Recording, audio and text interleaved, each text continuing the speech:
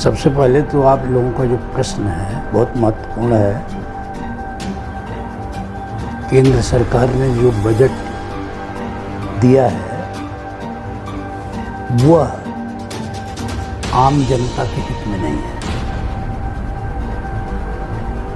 आम जनता ही नहीं, मध्यम वर्ग को भी कोई राहत नहीं है। किसान, मजदूर, छात्र, नौजवान, उनके लिए इस बजट में कोई व्यवस्था नहीं है। मनरेगा में जो ग्रामीण रोजगार मिलता है उसमें भी बढ़ोतरी नहीं की गई है, और शहरों में जो बेरोजगार है उसके लिए इस बजट में कोई व्यवस्था नहीं। यह बजट 21 बड़े कारपोरेट घराने और 1% अमीरों से प्रभावित है। मध्यम वर्ग को आयकर में छूट, उनके मुंह में जीरा है। उन्हें जितनी बचत होगी आसमान छूटी महंगाई उसे निगल जाएगी। इन्होंने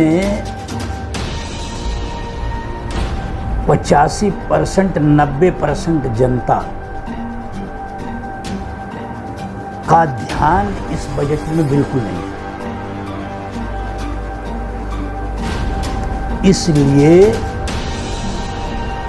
यह बजट केवल कुछ लोगों के फायदे के लिए है, जो इस भारतीय जनता पार्टी की सरकार की 10 साल से ही नीति रही है। 10 साल से वो जिनके लिए काम कर रहे हैं उनके लिए काम कर रहे हैं।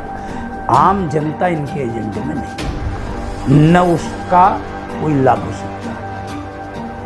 मैं 2024 की विश्व प्रसन्नता रिपोर्ट बताना चाहता हूँ कि 143 देशों में भारत का स्थान 126 में नंबर पर है।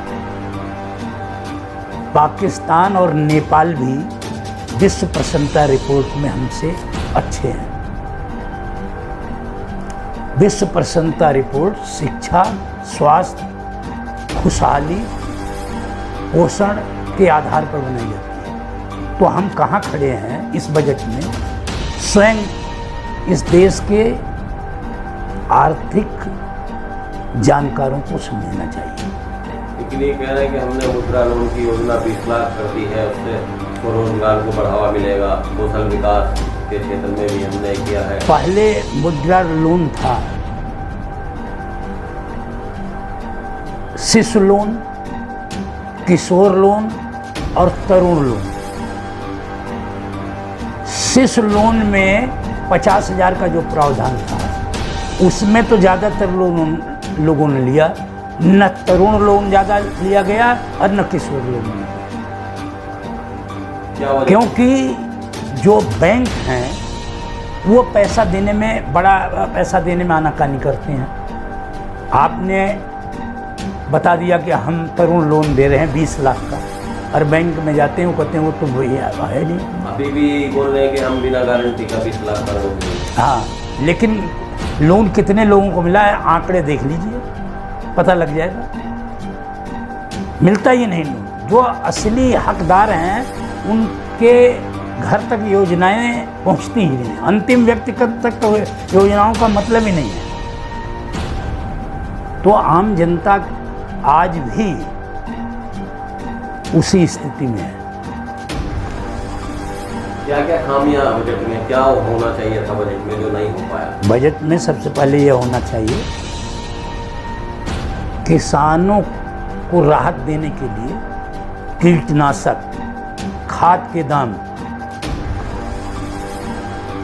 उन्नतशील बीज की व्यवस्था करनी चाहिए थी। जब किसान खुशहाल होगा तभी महंगाई घट सकती है,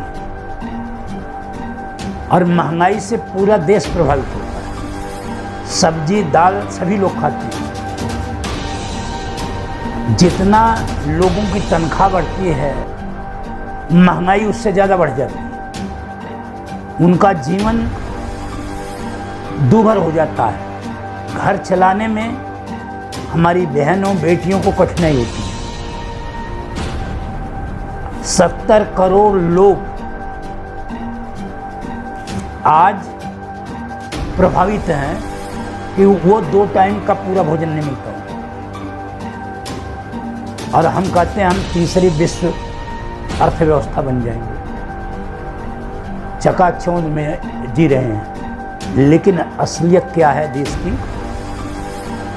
वह छिपी नहीं है, सभी लोग जानते हैं।